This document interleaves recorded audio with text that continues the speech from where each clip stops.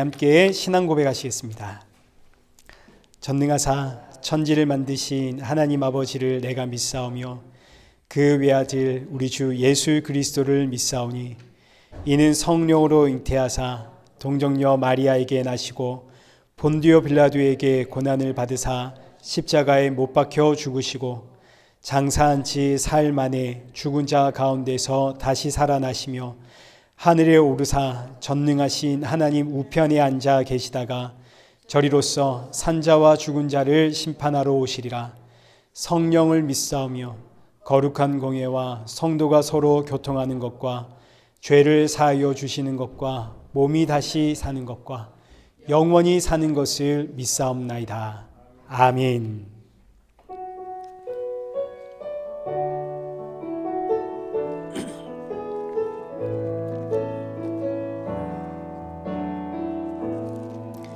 하늘의 문을 여소서 이곳을 주목하소서 주를 향한 노래가 꺼지지 않으니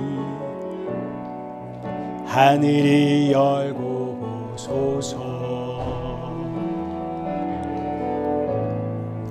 이곳에 임재하소서 주님을 기다립니다.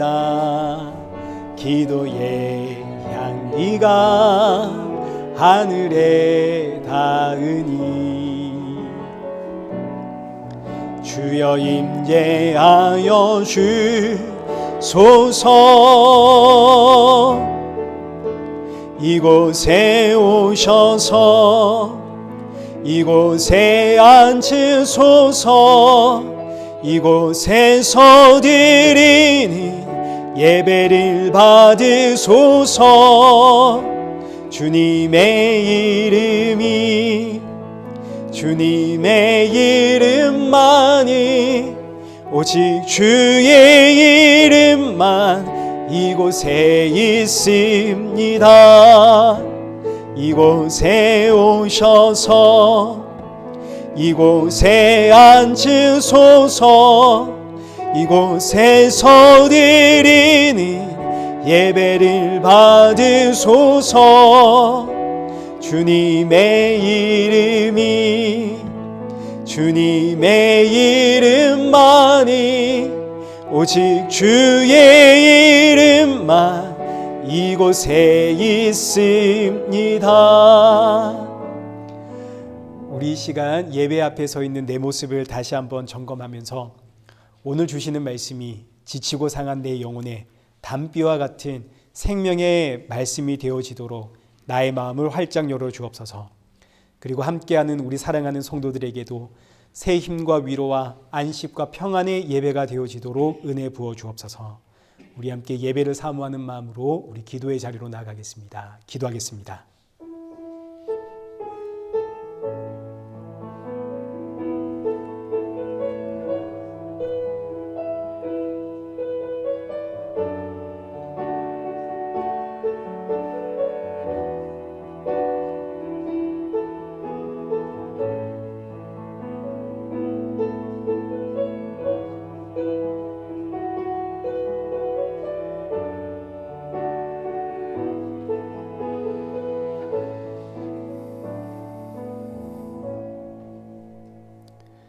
살아계신 하나님 아버지, 오늘 우리를 이 귀한 예배의 자리로 인도하심에 감사를 드립니다.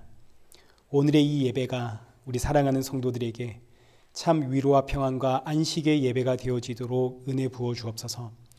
주시는 생명의 말씀 붙잡고 새롭게 시작하는 이 한 주를 잘 살아가게 하시고 날이 가면 날이 갈수록 시간이 흐를수록 예수 그리스도의 십자가의 은혜와 사랑만이 우리 안에 더욱더 충만해지는 은혜 허락하여 주옵소서. 예수님의 이름으로 기도드리옵나이다. 아멘. 우리 함께 교독문 제18번 우리 교독하시겠습니다. 여호와여, 내가 주께 피하오니 나를 영원히 부끄럽게 하지 마시고 주의 공의로 나를 건지소서.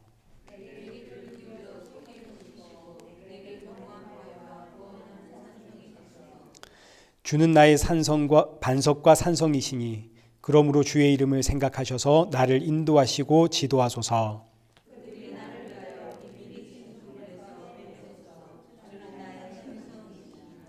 내가 나의 영을 주의 손에 부탁하나이다. 진리 하나님 여호와여 나를 속량하셨나이다.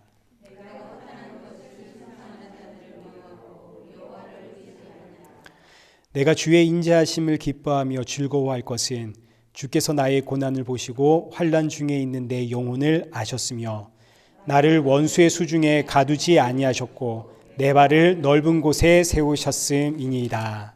아멘. 우리 찬송가 10장 우리 함께 찬양하겠습니다.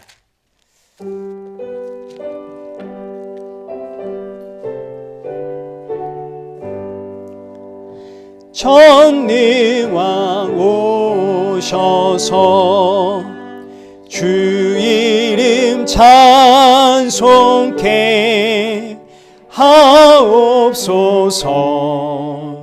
영광과 권능의 성부여 오셔서 우리를 다스려 주옵소서. 강생한 성자여 오셔서 기도리 드리소서. 택하신 백성들 복 내려주시고 거룩한 마음을 주옵소서.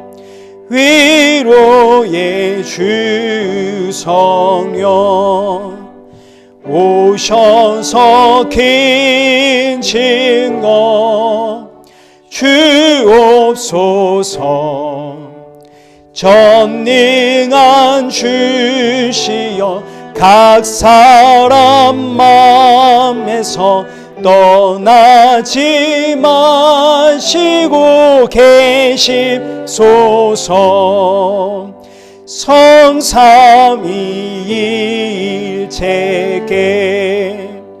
한없는 찬송이 드립니다. 존귀한 주님이 영광 중배없고 영원히 모시게 하옵소서. 아멘.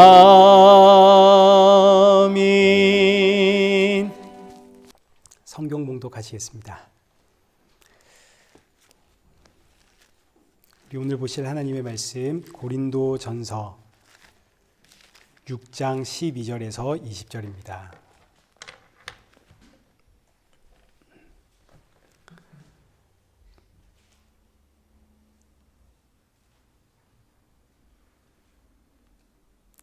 고린도전서 6장 12절에서 20절 우리 한 절씩 교독하겠습니다.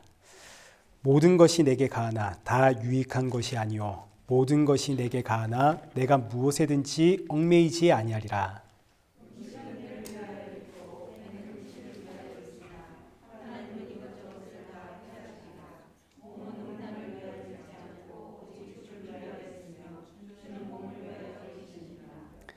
하나님이 주를 다시 살리셨고 또한 그의 권능으로 우리를 다시 살리시리라.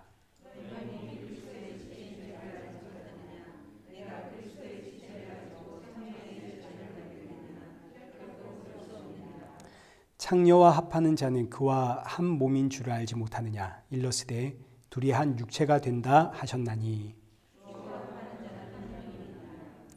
음행을 피하라. 사람이 범하는 죄마다 몸 밖에 있거니와 음행하는 자는 자기 몸에 죄를 범하느니라.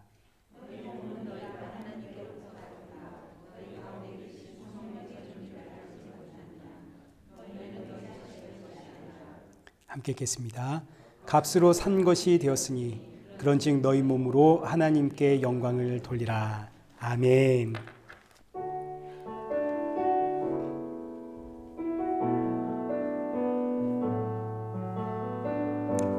은혜 아니면 살아갈 수가 없네.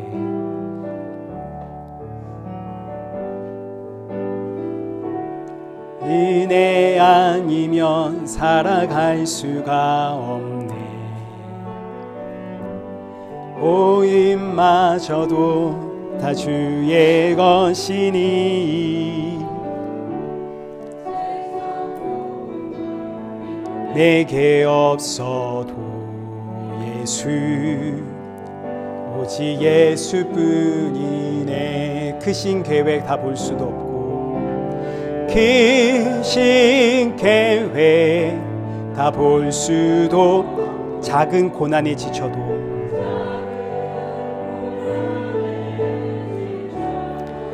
주께 묶인 나의 모든 삶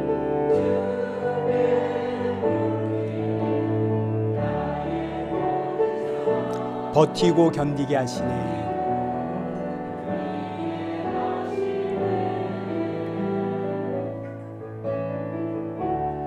은혜 아니면 살아갈 수가 없네. 나의 모든 것 다 주께 맡기니 참된 평안과 위로 내게 주신 주 예수 오직 예수뿐이네. 기도하겠습니다. 살아계신 하나님 아버지, 오늘도 이 예배 자리에 빈손으로 나오지 않고 우리 각자의 저마다 귀한 예물 들고 나온 것 감사합니다. 이 헌금을 우리가 준비할 때마다 나를 살리신 분이 예수 그리스도라는 사실을 꼭 기억하게 하시고 주님 앞에 올려드림이 나의 기쁨이요 나의 신앙이요 나의 고백이 되는 우리 성도들 되게 하여 주옵소서. 예수님의 이름으로 기도드리옵나이다. 아멘. 오늘 본문은 고린도전서 6장 12절에서 20절입니다. 너희는 너희 자신의 것이 아니다 라는 제목으로 오늘 본문의 말씀을 우리 함께 살펴보도록 하겠습니다. 지난주에는 교회의 문제가 이제 세상 법정까지 가게 된 사건에 대해서 우리가 살펴보았습니다. 교회의 문제가 세상 법정까지 가게 된 원인을 우리가 살펴보니까 그 근본적인 원인은 교회 안에 뭐가 사라졌나요? 십자가의 예수님이 사라져버렸죠. 교회의 성도들의 눈에 예수님과 십자가가 보이지 않게 되었습니다. 아무리 모여서 기도하고 찬양하고 말씀을 들어도 십자가의 예수님 보이지 않으니까 교회에서 서로 누가 잘했니 못했니 누가 옳으니 그르니 다투다가 세상의 법정을 향해 가더라. 너와 나로 인해 십자가에 죽으신 그 예수님이 보인다면 어떻게 우리가 다투다가 세상 법정까지 가겠습니까? 십자가의 예수님이 보인다면 우리는 그저 주여 제가 죄인입니다. 어떻게 하면 좋습니까? 저를 불쌍히 여겨 주옵소서. 성도는 상한 심령이 될 수밖에 없고 그럼에도 불구하고 이런 나를 구원하신 그리고 지금도 나와 함께 하시는 예수 그리스도 그분의 말씀을 들으면서 이 연약한 몸의 구속을 사모하며 또 믿음과 구원을 주신 하나님 앞에 감사 찬양 올려드리고 또 주님 만날 그날 사모하며 살아가는 이게 성도의 예배의 삶 아닙니까? 근데 지금 고린도 교회는 그 예수님이 보이지가 않습니다. 예수님이 보이지 않는 그 원인은 교회가 세속화가 되었기 때문이죠. 세속화의 가장 큰 특징은 예수님이 보이지 않는 겁니다. 교회 안에서. 제가 어릴 적에 이제 한 30년 전 이야기죠. 3, 40년 전에. 지금도 기억이 나는데 저희 교회가 재건축을 하는데 교회 화장실을 교회 안에 두냐 아니면 교회 밖에 화장실을 두냐 이걸로 교회 재건축 공사가 한 몇 년 미뤄졌던 걸 제가 기억하고 있습니다.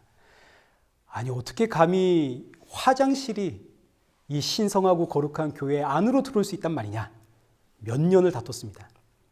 그래서 이제 결론은 뭐 마당에도 하나 세우고 안에도 하나 세우고 하게 됐는데 그때만 하더라도 교회 안에 화장실이 들어오는 걸 세속화라고 생각을 했습니다. 또 뿐만 아니라 그 당시에 교회에서 찬양할 때는 클래식 악기만 허용을 했습니다. 여러분 아마 이제 나이 드신 분들은 기억하실 겁니다. 피아노, 이제 키보드 안 되고 클래식 피아노 또는 바이올린과 같은 현악기 많이 양보해가지고 기타까지는 오케이. 그러나 드럼, 전자기타, 베이스 기타, 키보드 이런 거는 말도 안 되는 이야기였죠. 이건 사탄을 찬양하기 위한 악기다. 그래가지고 이런 악기가 교회에 들어오는 걸 교회에 세속하다 그랬습니다. 심지어 저 어릴 때는 팝송도 못 듣게 했습니다. 특별히 헤비메탈, 이건 사탄의 음악이다. 여러분 메탈리카라고 아시는가 모르겠는데 제가 엄청 팬이었거든요. 그 음악을 들을 때마다 죄책감을 제가 가지면서 내가 사탄의 자식이라 이런 음악 좋아하나 뭐 그랬던 기억이 있습니다. 근데 시간이 지나고 이제 알고 보니까 세속화는 단순히 세상의 문화가 교회 안에 들어오는 것을 이야기하는 게 아닙니다. 교회는 세상 밖에 있는 게 아니라 이 세상 안에 있기 때문에 세상 문화가 교회 안으로 들어오는 것은 지극히 자연스러운 일입니다. 이걸 못하게 한다면 우리 아무것도 할 수 있는 게 없죠. 문제는 이로 인해 더 이상 교회 안에 십자가의 예수님이 보이지 않게 된다면 이게 바로 교회가 경계해야 하는 교회에 세속합니다. 지금 이 당시 고린도 교회는 헬라 사회를 지배했던 이 이원론이라고 하는 문화가 교회에 깊숙이 침투하면서 이 이원론이 영지주의라는 이름으로 자리를 잡고 이 영지주의의 두 갈래가 교회 안의 쾌락주의와 교회 안의 금욕주의로 나타나거든요. 이러다 보니 예수님이 보이지 않는 겁니다. 그래서 우리가 지금 살펴보고 있는 5장과 6장은 영지주의자들 중에서도 쾌락주의자들에 대한 이야기입니다. 그리고 다음 주부터 살펴볼 7장 이후로는 금욕주의 영지주의자들에 대한 이야기가 되어집니다. 이원론을 바탕으로 이제 오늘 우리가 살펴보는 그동안 계속 살펴보는 이야기들은 영지주의자들 안에서도 쾌락주의자들의 이야기거든요. 이들은 영은 고귀하고 존귀하지만 이 육은 영을 가두고 있는 감옥이다. 이 감옥에서 내가 탈출하는 게 구원이다. 이런 논리를 펼쳤습니다. 그러니 이 육은 감옥이지 내가 아니다. 육은 마치 우리가 입고 있는 이 옷과 같다는 생각을 했습니다. 이 옷은 내가 아니죠. 옷은 아무리 깨끗하게 빨아도 입고 나가면 금세 더러워집니다.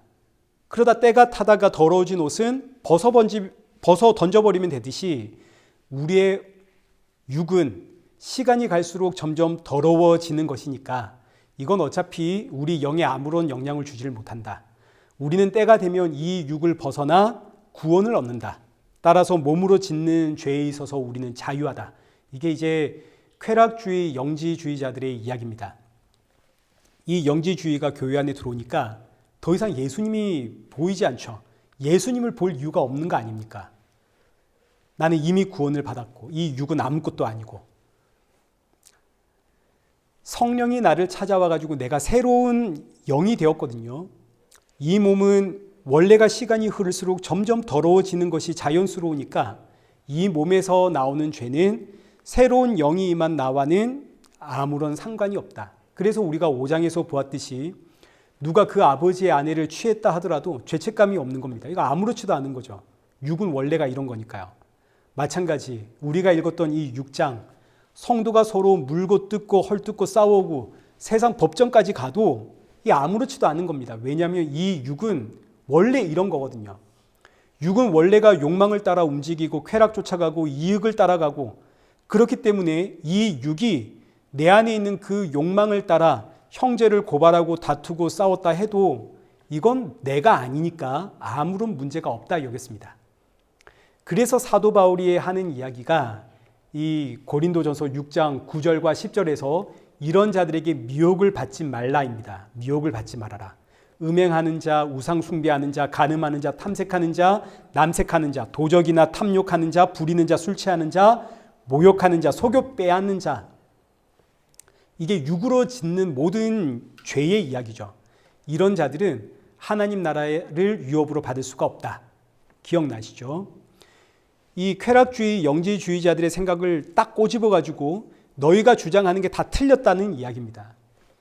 육이 하는 일은 나와 상관이 없다며 음행을 하고 우상 숭배를 하고 간음하고 탐색하고 탐욕 부리고 그렇게 가는 길 끝에는 하나님 나라의 유업이 없다 이겁니다. 그러니 미혹을 받지 말아라. 하나님 나라를 유업으로 받는 길에는 의와 진리와 거룩과 생명이 있는 것이지 온갖 욕심과 욕망과 쾌락을 추구하면서 갈 수 있는 그런 길이 아니다. 그런 길은 하나님의 나라와 전혀 상관이 없는 세상의 길이다. 그리고 나서 오늘 본문이 시작을 하는 겁니다. 오늘 본문 12절 한번 보겠습니다. 모든 것이 내게 가하나 다 유익한 것이 아니요 모든 것이 내게 가하나 내가 무엇에든지 얽매이지 아니하리라. 자, 이 12절의 말씀은 앞서 보았던 이런 배경 속에서 등장한 말씀입니다. 여기서 모든 것이 내게 가하나, 이 구절이 당시 영지주의자들의 주장입니다. 예수님으로 구원받았고 새 영이 내게 임했으니까 나는 이제 이 세상 모든 것에서 자유한다. 난 구원받았으니까. 예수님이 나의 과거의 죄, 현재의 죄, 미래의 죄까지 다 용서해 주셨으니까 나는 그 어떤 죄에서도 자유하다. 이 육으로 무슨 짓을 해도 어떤 죄를 지어도 괜찮다. 예수님 용서해 주셨으니 모든 것이 내게 이제 가하다. 이게 이 당시 영지주의자들의 생각이었습니다. 그래서 이제 사도 바울이 하는 말이 뭐냐면, 맞다. 성도에게는 모든 것이 가하다. 틀리지 않다. 그러나 모든 것이 유익한 것은 아니다. 여기서 유익하다라는 이 단어는 헬라어로 함께라는 단어와 어디를 향해 간다라는 단어가 합쳐져서 만들어진 합성어입니다. 함께 어디를 향해 가는 겁니다. 나 혼자 가는 게 아니라 누군가와 마음을 모아서 함께 가니까 유익하다 이렇게 번역이 되는 거죠. 그러니까 이 문장은 그 유익하다는 이 이야기는 이런 뜻입니다. 맞다. 너희의 말처럼 성도는 모든 것이 가다. 그런데 이 모든 것이 함께 가는 것은 아니다. 지금 사도 바울이 이 이야기를 하는 거죠. 저 목적지를 향해 우리가 가는데 우리의 이 모든 것이 함께 가는 게 아니다. 함께 가지 못하는 것들이 있다. 어떤 것들이 못 가나요? 9절과 10절에서 보았듯이 하나님 유업을 받으러 가는 길에는 음행이나 우상숭배나 간음이나 탐색, 남색, 도적, 탐욕, 시기, 질투, 미움, 모욕, 술 취함, 속여 빼앗는 이런 것들은 함께 갈 수가 없다는 이야기입니다. 성도가 하나님의 나라, 그 목적지를 향해 가는 길에는 이런 것들 함께 갈 수 없다고요. 그러나 그럼에도 불구하고 우리 안에서는 끊임없이 음행과 우상숭배와 간음과 탐색과 탐욕과 미움과 시기와 질투 끊임없이 우리 안에서 터져 나오지 않습니까? 그래서 성도는 하나님 나라를 향해 갈 때 이런 날 구원하신 십자가의 예수님 바라보면서 가는 겁니다. 이런 날을 구원하신 십자가의 예수님, 여기서는 감사와 찬양이 나오고 동시에 그럼에도 불구하고 여전히 내 안에서 자꾸 악감이 터져 나오니까 이런 날을 보며 탄식하며 가는 길, 울면서 가는 길이 바로 하나님 나라를 향해 가는 길입니다. 근데 여기서 이제 이런 질문을 할 수가 있습니다. 아니 목사님, 그러니까 결론은 똑같은 거 아닙니까? 결론은 죄 지으면서 가는 길, 십자가의 예수님만 바라보면 되는 길. 그러니 이게 결국은 쾌락주의자들이 말하는 이 영지주의자들이 말하는 것과 똑같은 거 아닙니까? 예수님만 보면 된다. 그 이야기 아닌가요? 이런 질문 우리가 할 수 있겠죠. 근데 아닙니다. 다릅니다. 뭐가 다를까요? 정말 여러 가지가 다른데 오늘 본문에 등장하는 맥락으로 이야기를 하자면 이게 다릅니다. 십자가를 보며 가는 길에는 성도에게 절제라는 열매가 나옵니다. 예수님의 십자가를 보며 가는 길에는 절제라고 하는 성령의 열매가 자연스럽게 맺힙니다. 여러분 이건 성경 한번 찾아보십시다. 갈라디아서 5장을 한번 찾아보시죠. 쾌락주의 영지자들이 주장하는 길과 십자가를 바라보며 가는 길이 어떻게 다른지 그 차이점을 아주 명확하게 설명을 했습니다. 갈라디아서 5장 19절입니다. 19절과 20절은 이 영지주의자들에게 하는 이야기거든요. 한번 보십시오. 갈라디아서 5장 19절과 20절. 제가 읽겠습니다. 육체의 일은 분명하니, 지금 이 영지주의자들에게 이야기하는 겁니다. 육체의 일은 분명하니 곧 음행과 더러운 것과 호색과 우상 숭배와 주술과 원수 맺는 것과 분쟁과 시기와 분냉과 당짓는 것과 분열함과 이단과 투기와 술 취함과 방탕함과 또 그와 같은 것들이라. 이게 이제 육체주의자들이 가는 길입니다. 영지주의자들. 여기에는 그저 자신들의 욕망과 자신들의 자기 사랑만 가득합니다. 반면 십자가를 향해 가는 성도의 길에는 뭐가 나오냐면 22절을 보십시오. 22절과 23절. 오직 성령의 열매는 사랑과 희락과 화평과 오래 참음과 자비와 양성과 충성과 온유와 절제니 이 같은 것을 금지할 법이 없느니라. 십자가의 길을 가는 성도들에게는 뭐가 나오나요? 성령의 열매가 나오죠. 이 성령의 열매 마지막이 뭡니까? 절제입니다. 이게 다른 겁니다. 쾌락주의, 영지주의자들이 걷는 길에는 이 열매가 없습니다. 그들의 열매는 그저 자신들의 욕망과 자기 사랑뿐입니다.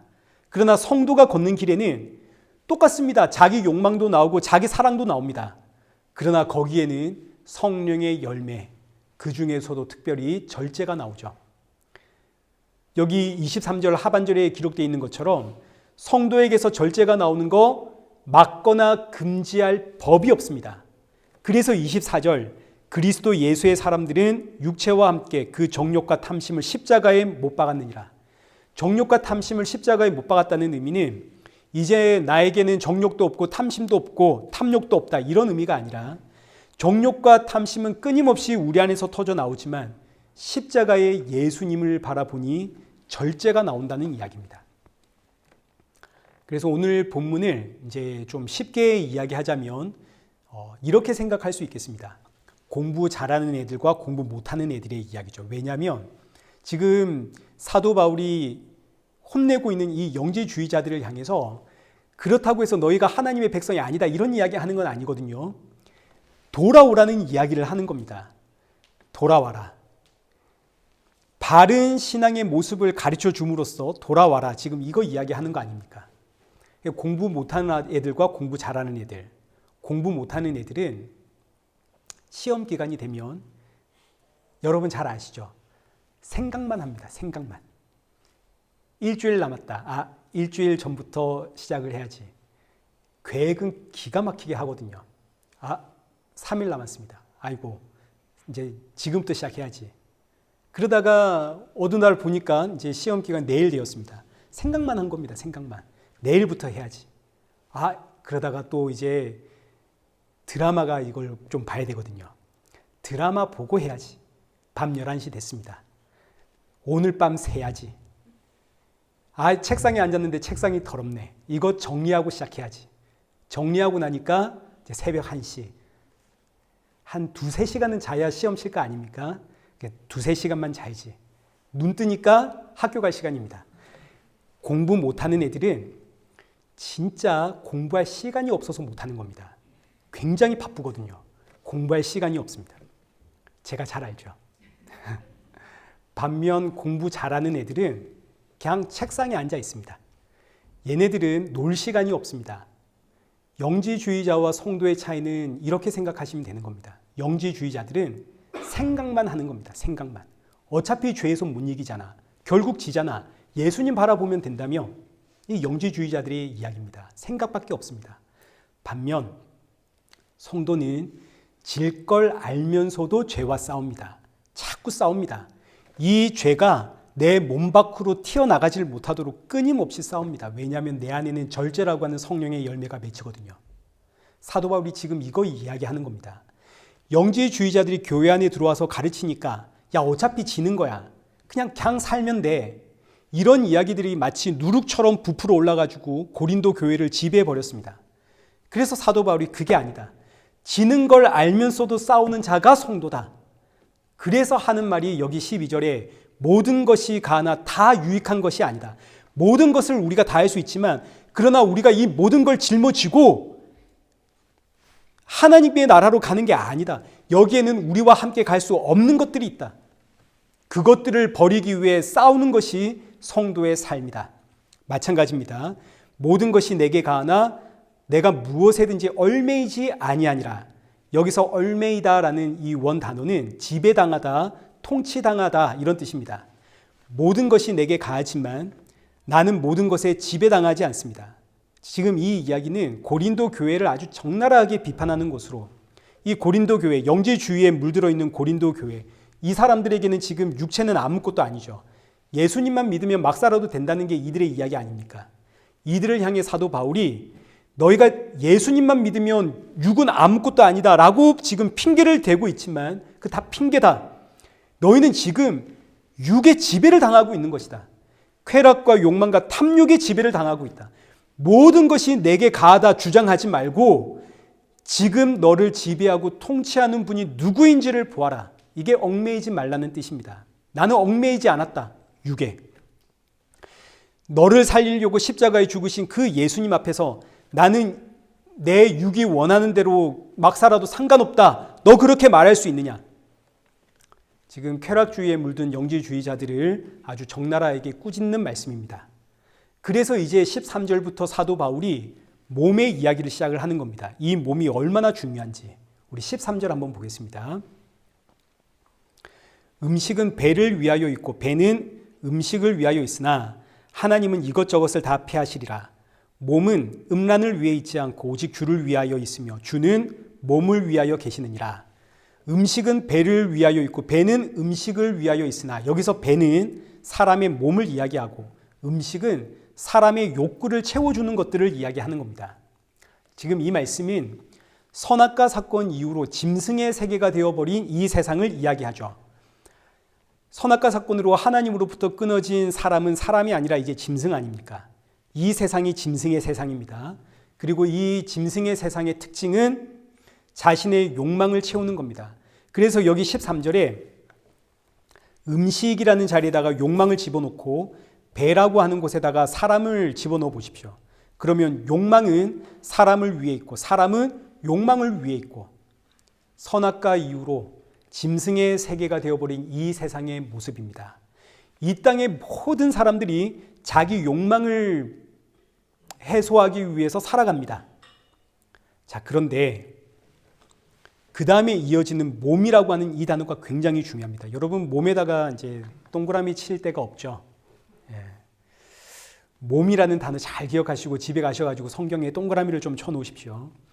이 몸은 육과는 다른 개념입니다. 굉장히 중요합니다. 사도 바울이 아주 의도적으로 썼습니다. 고린도전서 5장 5절부터 보시면 육신이라는 이야기가 많이 나오거든요. 사도 바울이 육이라고 표현할 때는 이제 이 단어를 이제 헬라어로 사르크스라고 하는데 이 단어는 말 그대로 이 육체를 이야기하는 겁니다.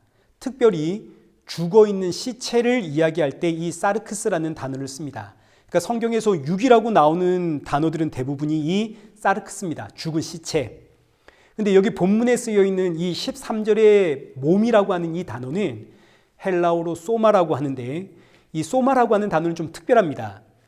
죽은 시체라는 뜻도 가지고 있는데 이 단어의 어원이 온전하다라는 뜻을 가지고 있거든요. 그래서 이 단어는 살아있는 몸을 뜻할 때도 쓰이는 단어입니다. 그 두 가지 용례가 다 쓰입니다. 죽은 몸을 뜻할 때도 소마, 살아있는 몸을 뜻할 때도 소마. 그래서 이 소마라고 하는 단어가 사도 바울이 쓸 때는 죽었는데 살아있는 몸을 이야기합니다. 사도 바울이 성도의 몸을 이야기할 때는 특별히 이 소마라는 단어를 사용해가지고 죽었지만 살아있는 이렇게 쓴다고요. 왜요? 성도는 다르거든요. 주의 영이 임했거든요. 이 세상 사람들은 사르크스입니다. 죽은 시체. 예전에 저와 여러분도 다 이 사르크스였던 거죠. 죽은 시체. 육체에 속한 자. 어떤 의미인지 아시겠죠? 살아있지만 살아있는 게 아닙니다. 생각하고 사고하고 판단하고 먹고 마시고 있지만 살아있는 게 아니라고요. 그러나 이제는 여전히 죽어 있는데 살아있는 존재가 되었습니다. 주의 영이 임했거든요. 그래서 성도의 몸을 이야기할 때 사도 바울이 소마라고 하는 단어를 씁니다. 완전히 다른 개념으로 쓰는 겁니다. 예수님이 나를 찾아와 나를 불러내시고 성령으로 내 안에 임재하심으로 비록 나는 죽었지만 이제는 살아있는 존재. 이 단어의 배경을 알고 이제 13절 하반절을 보시면 몸은 음란을 위해 있지 않고 오직 주를 위해 있고 주는 몸을 위해 계시느니라. 이 말씀이 이제 이해가 되는 겁니다. 성도의 몸은 더 이상 죽은 시체가 아닙니다. 사르크스가 아닙니다. 예수님으로 인해 새 생명이 임한 소마입니다. 예수님이 값주고 산 새 사람입니다. 새 영이 임했습니다. 그래서 새로운 피조물이 된 성도는 이제 더 이상 음란을 위해 있지 않고 주를 위해 삽니다. 음란을 위해 살았던 몸은 사르크스입니다. 죽은 시체. 그러나 이제 우리는 새로운 피조물 소마가 되었기 때문에 우리는 주를 위해 삽니다. 나를 살리신 주를 위해. 그런데 문제는 그럼에도 불구하고 여전히 죽어 있죠. 이 몸이. 그래서 구원의 완성은 부활의 새 몸을 입는 겁니다. 지금 이 몸은 죽어 있으니까요. 살아있지만 죽어 있는. 그래서 13절 마지막이 주는 몸을 위하여 계시느니라. 이 말씀이 나오는 겁니다. 주는 몸을 위하여 계시느니라. 새로운 피조물이 된 우리에게 예수님이 이런 우리를 자기 피로 값주고 사신 이후에 우리에게 부활의 새 몸을 주려고 지금 준비하고 계신다는 이야기입니다. 그래서 주는 몸을 위해 계시느니라. 그래서 또 이제 이어지는 14절의 말씀이 부활의 이야기가 되는 거죠. 14절 보십시오. 하나님이 주를 다시 살리셨고 또한 그의 권능으로 우리를 다시 살리시리라. 하나님이 예수님에게 부활의 새 몸 주셨듯이 그 권능으로 하나님의 때에 우리에게 부활의 새 몸 준다 이겁니다. 그러니까 이 몸은 영지주의자들이 생각하는 것처럼 하찮은 것이 아닙니다. 예수님이 부활의 새 몸을 입고 하늘로 올라가셨죠. 이 의미는 하나님이 지금 몸을 입고 계시다는 뜻입니다. 하나님은 영이시죠. 근데 그 삼위일체 하나님이 지금 몸을 입고 계신다고요. 영이신 하나님이 몸을 입고 이 땅에 오셨고 지금도 여전히 부활의 새 몸을 입고 계시다는 이 사실 하나로 사도 바울은 우리에게 몸이 얼마나 중요한지를 강조하고 있습니다. 영지주의자들의 생각처럼 몸 따로 영 따로 이런 건 없다는 거죠. 비록 지금은 우리가 이 죽은 몸을 입고 있지만 그러나 이 몸 안에 예수님이 계시기 때문에 이 몸은 단순히 죽은 몸이 아니라 예수님이 거하시는 몸입니다. 그래서 15절이 너희 몸이 그리스도의 지체인 줄을 알지 못하느냐. 너가 그리스도의 지체를 가지고 창녀의 지체를 만들겠느냐. 결코 그럴 수 없느니라. 여기서 이제 그리스도의 지체와 창녀의 지체가 대조를 이루는데 먼저 창녀의 지체란 고린도인들의 몸을 이야기합니다. 이 당시 고린도 지역에는 어마어마하게 웅장한 신전이 두 개가 있었는데 하나는 아폴로 신전. 이 아폴로 신전은 여자들을 위한 신전입니다. 아프로디테 신전인 또 하나는 아프로디테 신전, 이제 비너스 신전이죠. 여기는 남자들을 위한 신전입니다. 이 신전들의 가르침이 뭐냐면 성적 관계를 통해서 신과 하나가 된다입니다. 이게 전형적인 쾌락주의 사고거든요. 이원론적인. 쾌락을 추구할 때 그 순간만큼은 걱정과 근심과 불안과 염려가 사라지니까 이게 바로 신과 하나가 되어 이 육을 떠나가는 구원이다. 그래서 이 고린도 사람들에게 성은 종교 의식이었습니다. 구원을 받는 의식. 그런데 외부에서 바라보면 이게 얼마나 난잡하고 추합니까? 그래서 이 시대에 방탕한 사람들을 볼 때 야, 네가 고린도인이냐? 라고 질책을 했고 사람들의 인식 속에 고린도 사람들의 몸은 곧 창녀의 몸이다. 이런 생각이 동일시 되었습니다. 사도 바울이 고린도 교회에게 이 이야기하는 겁니다. 너희가 예수님을 믿는다고 너희 몸을 아무렇게 내놓는 것은 고린도인들이 하는 짓과 똑같은 것이다. 너희 몸을 창녀의 지체로 만들겠느냐? 결코 그럴 수 없느니라. 너희는 그리스도의 지체다. 그리스도의 몸. 그럼 여러분 그리스도의 몸이 뭔가요? 예수님이 자신의 몸을 뭐라고 하셨습니까? 성전이라고 하셨죠. 성전. 그럼 성전은 뭐 하는 곳인가요? 성전은 희생 제사를 드림으로 하나님과 화목을 이루는 곳이 성전입니다. 어린 양의 죽음으로 너와 내가 구원을 받는 그곳, 그곳이 성전 아닙니까? 예수님이 성전이라는 의미는 예수님이 친히 화목 제물이 되어 이제 너와 내가 예수 그리스도 안에서 구원을 받기 때문에 예수님이 내가 성전이다. 너희가 구원받는 그 성전이 바로 내다. 근데 이제 우리가 그 예수님과 하나가 되어 예수님의 몸이 되어 우리가 이제는 성전이 되었습니다. 그럼 이제 이 안에서 무슨 일이 일어나야 되겠습니까? 예수님이 죽으심으로 내가 구원을 받았듯 이제는 내가 죽음으로 저 형제 구원해야겠죠. 이게 성전의 역할이니까요. 예수님과 내가 한 몸이 되었으니까 예수님의 죽음이 이제는 내 죽음이고 내 죽음이 곧 예수님의 죽음이고 이를 통해서 누군가의 한 영혼을 구원하는 이게 바로 성전이 되어버린 그리스도의 지체가 되어버린 저와 여러분의 사명입니다. 해야 할 일입니다. 저와 여러분에게서는 한 영혼을 구원하기 위한 일들이 나와야 된다고요.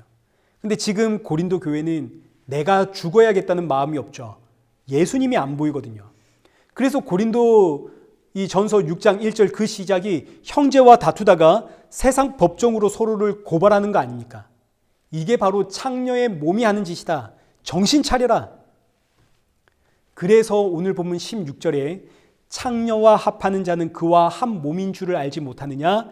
일렀을 때 둘이 한 육체가 된다 하셨나니, 여기서 창녀는 단순히 몸을 굴리는 사람이 아니라 이 세상 문화와 예수 그리스도가 없는 모든 것들을 이 창녀라고 지금 표현한 겁니다. 내 신랑은 예수님인데 예수님이 아니라 다른 신랑 쫓아가서 살아가면 이게 창녀 아닙니까? 예수님 외에 다른 것과 합하는 자는 그와 한 몸인 줄 알지 못하느냐. 일렀을 때 둘이 한 육체가 된다 하셨나니, 여기서 육체가 사르크스입니다. 죽은 시체. 예수님 외에 다른 것과 합하면 그것과 한 몸이 되는데, 여기서 이 몸은 소마를 표현했거든요. 살아있는 몸. 예수님 외에 다른 것과 합하면 내가 살 줄 알았습니다. 근데 알고 보니까 예수님 외에 다른 것과 합해지니 사르크스, 죽은 시체가 되더라 이겁니다. 반면에 그 다음에 이어지는 17절이 주와 합하는 자는 한 영이니라. 여기서 영이라는 단어는 생명입니다. 생명. 16절과 17절이 서로 대꾸를 이루는 거죠. 창녀와 합하는 자는 사르크스, 죽은 시체가 되고 주와 합하는 자는 생명이 되느니라. 그래서 이제 이어지는 말씀 18절, 음행을 피해라. 사람이 범하는 죄마다 몸 밖에 있거니와 음행하는 자는 자기 몸의 죄를 범하느니라. 음행을 피하십시오. 사람이 범하는 죄마다 몸 밖에 있습니다. 그러나 음행하는 자는 자기 몸 안에다가 죄를 범하는 겁니다. 자, 여기서 사람이 범하는 죄마다 몸 밖에 있다. 이 의미는 죄가 내 몸 밖에 있다면 이 죄가 내 몸과 상관이 있다는 이야기입니까? 없다는 이야기입니까?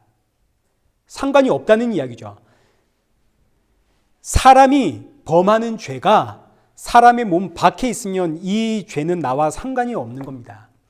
저와 여러분이 예수 그리스도 안에 있을 때 예수님과 합하여 의와 진리와 거룩과 생명으로 가는 그 길에서 내 안에서 여러 가지 죄들이 터져 나옵니다. 근데 이 죄들은 우리 몸 밖에 있다 이겁니다. 왜냐하면 지금 우리 몸 안에 누가 계시니까요. 예수님 계시니까요.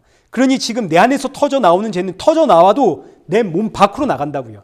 이 죄는 우리를 사망과 지옥과 심판으로 끌고 갈 수가 없다는 이야기입니다. 반면 음행하는 자는, 여기서 음행하는 자는 육체의 음행 이야기하는 게 아닙니다. 예수님을 안 믿는 사람들을 뜻하는 겁니다. 참 신랑이신 예수님이 아니라 다른 신랑을 찾는 자, 이들에게는 자신들의 죄를 위해 대신 피 흘려줄 분들이 없습니다.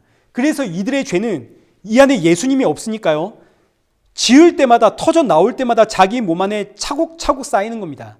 그럼 그 결국은 뭡니까? 영원한 지옥 심판이죠. 18절이 그 이야기를 하는 겁니다. 자, 그러면 이제 예수님과 하나 된 그 성도는 어떤 삶을 살게 되는가? 이제 이게 오늘 본문의 결론입니다. 우리 19절과 20절 보겠습니다. 너희 몸은 너희가 하나님께로 받은 바 너희 가운데 계신 성령의 전인 줄을 알지 못하느냐? 너희는 너희 자신의 것이 아니라 값으로 산 것이 되었으니 그런즉 너희 몸으로 하나님께 영광을 돌리라. 아멘. 예수님께서 자기 피로 값을 지불하고 저와 여러분을 사셨습니다. 우린 너무 잘 아는 이야기죠. 그러니까 성도의 몸은 더 이상 우리의 몸은 우리의 것이 아닙니다. 누구의 것인가요? 예수님의 것이죠. 그래서 이어지는 말씀이 너희 몸으로 하나님께 영광을 돌려라. 여기서 영광이라고 하는 단어가 이제 크게 두 가지의 뜻을 가지고 있는데, 첫째는 생각하다라는 단어를 가지고 있고 둘째는 찬양하다라는 뜻을 가지고 있습니다. 이 두 뜻이 합쳐져서 하나님께 영광이라는 단어는 지금 우리의 몸으로 우리가 하나님께 찬양을 돌리고 있는 중인지 생각해봐라, 이런 뜻입니다. 그럼 이제 우리가 한번 생각해 보겠습니다. 이 고린도 교회 한번 생각해 보시죠. 형제와 싸워가지고 세상 법정까지 가는 거, 이게 과연 하나님께 찬양 올려드리는 일인가 생각해라 이겁니다. 지금 저와 여러분이 하고 있는 이 일이 하나님의 기쁨이 되고 하나님을 찬양하는 일인가 생각하라는 거죠. 열왕기하 9장 이하를 보면 이세벨이 죽는 장면이 등장합니다. 여러분 이세벨 아시죠? 아합 왕의 아내입니다. 이스라엘 역사상 가장 악한 왕이 아합 왕인데 이 아합 왕 뒤에 누가 있었냐면 이세벨이 있었죠. 성경 여사상 가장 악한 여자입니다. 이 이세벨은 이제 마지막에 성벽에서 아래로 던져져 가지고 이제 죽는데 개들이 와서 이 이세벨의 살을 다 뜯어 먹습니다. 그리고 나서 사람들이 이세벨의 시체를 치우려고 가보니까 머리와 발과 손만 남았다 그럽니다. 지금 성경이 여러분 없으니까 제가 그냥 안 찾는 겁니다. 이세벨 머리와 손과 발만 남았습니다. 다른 건 다 물어뜯기고 사라지고요. 이 말씀이 우리에게 뭘 이야기하냐면 한 인생에게는 머리와 손과 발이 행한 것이 남는다 이런 뜻입니다. 머리와 손과 발은 한 인생이고 그건 하나라는 이야기입니다. 영지주의자들의 이야기처럼 머리 따로 손발 따로가 아니라 머리로 생각하는 것이 손발로 행해지는, 이게 한 묶음이다. 하나님이 한 인생을 평가할 때 머리 따로 손발 따로가 아니라 머리와 손발을 함께 평가하신다는 이야기입니다. 저와 여러분의 인생의 마지막에 남는 것은 머리와 손과 발로 행한 것들입니다. 그럼 이제 이 말씀을 가지고 오늘 본문으로 보자면 우리는 지금 예수님께서 자기 피로 값주고 사셨습니다. 그래서 우리의 머리는 지금 누가 되었나요? 예수님이 되었죠. 그럼 이제 우리의 손과 발은 누구의 손과 발입니까? 대답 좀 하십시오. 예수님의 손과 발이죠. 이 손이 예수님의 손이고 이 발이 예수님의 발입니다. 머리와 손과 발이 떨어져 있는 것이 아니라 하나입니다. 그런데 이 손과 발로 내가 하고 싶은 거 다 하면서 내 머리는 예수님이야, 이럴 수 있습니까? 영지주의자들처럼 불가능하죠. 이건 스스로를 속이는 일입니다. 그래서 하시는 말씀이 너희 몸으로 하나님께 영광 돌리라 이겁니다. 그럼 이제 이 말씀은 너희의 손과 발은 예수님의 손과 발이다. 예수님의 손과 발이 되어 예수님이 이 땅에 오셔서 뭐 하셨나요? 예수님이 이 땅에 오셔서 자신을 증거했죠. 내가 메시아다. 내가 구원자다. 예수님이 자신을 증거했듯 이제 너희가 예수님의 손과 발이 되어 그 예수님을 증거하며 사는 것, 이게 바로 하나님께 영광을 돌리는 삶이다. 이 이야기를 하는 겁니다. 이제 말씀을 맺겠습니다. 여러분 오늘 본문 마지막 20절 보시면 값이라고 하는 단어가 나옵니다. 값. 값으로 산 것이 되었으니, 여기서 이 값이라고 하는 단어가 왕의 위엄을 뜻하는 단어입니다. 왕의 위엄. 왕의 위엄을 값으로 측정할 수 있습니까? 없습니까? 왕의 위엄을 값으로 측정할 수 없죠. 그래서 여기 기록된 값이 측량할 수 없는 값이다 이런 뜻입니다. 이게 지금 누구의 이야기인가요? 예수님의 이야기죠. 예수님은 천지를 창조하신 하나님입니다. 하나님의 그 생명을 값으로 어떻게 우리가 측정할 수 있습니까? 이건 그 무엇으로도 환산이 안 되는 값입니다. 그런데 이 값을 주고 산 것이 되었다. 여기서 사다라는 동사는 일반적인 상거래, 사고 팔다 이런 단어가 아니라 이 당시에 노예를 살 때만 쓰는 특별한 단어입니다. 노예를 살 때 지금 이 사다라는 단어를 쓴다고요. 그러니까 지금 하나님께서 측량할 수 없는 값을 주고 뭘 사셨나요? 노예를 사셨죠. 이 노예가 바로 한평생 죄에 매여 죄의 종노릇하던 저와 여러분입니다. 저와 여러분을 구원하기 위해 하나님께서 이 세상 그 무엇으로도 측량할 수 없는 자신의 생명을 값으로 지불하고 저와 여러분에게 자유를 주셨습니다. 이 놀라운 사랑의 빚을 우리가 이제 어떻게 갚을 겁니까? 갚을 수가 없는 빚 아닙니까? 근데 하나님께서 우리에게 너희가 이 빚을 갚고 싶으냐? 그렇다면 가서 내가 너에게 준 이 사랑을 전해라. 나는 그걸로 족하다. 근데 여기서 끝난 것이 아니라 이 일을 행할 수 있도록 우리에게 성령님을 주시고 예수님이 우리의 머리가 되게 하셨습니다. 예수님이 나의 머리가 되었기 때문에 성도는 이제 이 손과 발로, 이 손과 발이 이제는 예수님의 손과 발 아닙니까? 하나님의 손과 발. 이 손과 발로 하나님의 그 놀라운 사랑이신 십자가의 예수님 전하는 겁니다. 사랑의 빚진 자로서 기쁨으로 감사로 즐거움으로 전하는, 바로 이것이 이제 하나님께 영광이고 저와 여러분은 이 길을 가는 겁니다. 이 길 위에 시기, 질투, 미운, 다툼, 탐욕, 탐심 나오면 되겠습니까? 안 되겠습니까? 안 되겠죠. 십자가의 예수님을 증거하며 하나님께 영광을 돌리는 길, 이 길은 저와 여러분에게 어떤 무거운 짐이 아닙니다. 우리의 기쁨이고 감사고 자랑이고 사랑입니다. 율법의 완성이 하나님 사랑, 이웃 사랑이죠. 이웃 사랑이 뭔가요? 나는 너를 사랑한다, 이해한다. 이게 이웃 사랑입니까? 그게 이웃 사랑 아니죠. 이웃 사랑은 이 영혼을 구원해 주는 예수 그리스도를 그에게 소개하는 게 이게 진짜 이웃 사랑인 겁니다. 그리고 이것이 하나님께 영광입니다. 우리 새롭게 시작하는 이 한 주, 우리의 손과 발이 예수님의 손과 발이라는 이 사실을 여러분 꼭 기억하시고, 나의 이 손과 발로 하나님께 영광을 돌리는, 이게 나에게 어떤 무거운 짐이 아니라 나의 기쁨이요, 나의 감사요, 나의 즐거움이요, 나의 행복이 되어지는 그런 저와 여러분 되시기를 축원합니다. 우리 함께 찬양하겠습니다. 나 주님의 기쁨 되기 원하네. 우리 함께 찬양하시고 우리 기도의 자리로 나가겠습니다.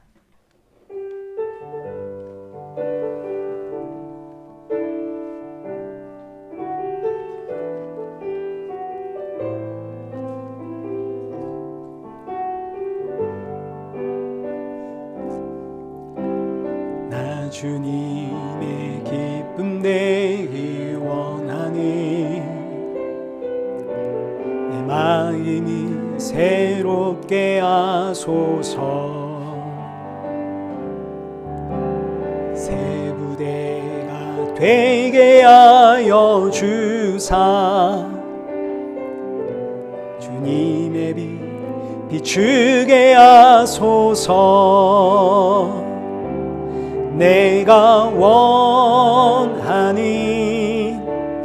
한 가지, 주님의 기쁨이 되는 것.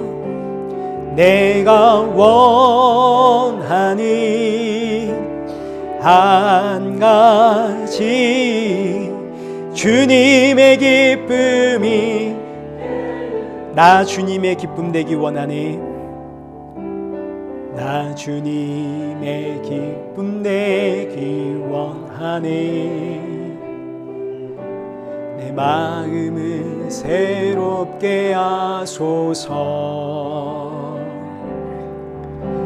새 부대가 되게 하여 주사. 주님의 빛 비추게 하소서. 내가 원하는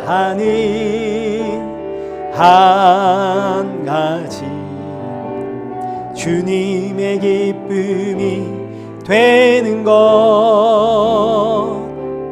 내가 원하는 한 가지, 주님의 기쁨이 되는 것.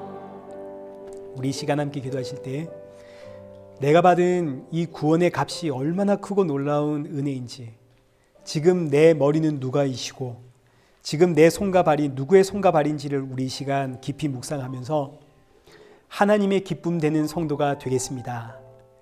이 손과 발로 하나님께 영광 돌리는 성도가 되겠습니다. 이 손과 발로 십자가의 예수님 증거하며, 이 손과 발로 이웃사랑 실천하며, 이 손과 발로 주를 위해 섬기는 성도 되겠습니다. 이 모든 일들을 내 가정에서부터, 가장 가까운 곳에서부터 실천하는 성도가 되겠습니다. 저에게 이 일 감당할 수 있도록 성령의 충만함 부어 주옵소서. 우리 이 시간 함께 마음을 모아 기도의 자리로 나가겠습니다. 기도하겠습니다.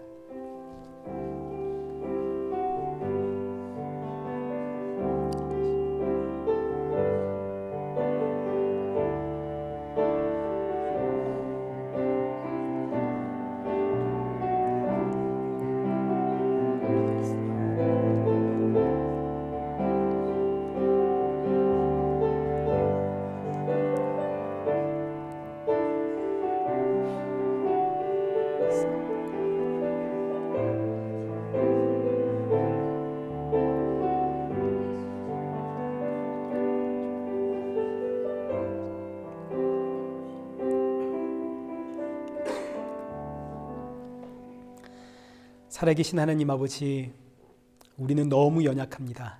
세상 유혹 앞에 너무너무 쉽게 넘어지고 내 마음에서 터져나오는 여러 가지 감정을 이기지를 못합니다. 그러나 그럼에도 다시 일어나 내 안에서 터져나오는 이 죄와 싸우며 주님의 기쁨이 되어가는 성도, 십자가의 예수님 증거하는 성도, 이를 위해서 기꺼이 낮아지는 싸움을 하고 섬기고 희생하는 싸움을 하는 그런 성도가 되어지도록 이 시간 기도하는 우리 모든 성도들에게 성령의 충만함 부어 주옵소서. 예수님의 이름으로 기도드리옵나이다. 아멘. 이제는 우리 주 예수 그리스도의 은혜와 성부 하나님의 크신 사랑과 성령 하나님의 위로 교통 충만하심이 주의 손과 발이 되어 십자가의 예수 그리스도 그 생명의 주를 담대히 증거하며 주님 만날 그날 사모하며 살아가는 우리 일회교회와 성도들과 온 세계교회 머리머리 위에 이제로부터 영원토록 함께 있을지어다. 아멘.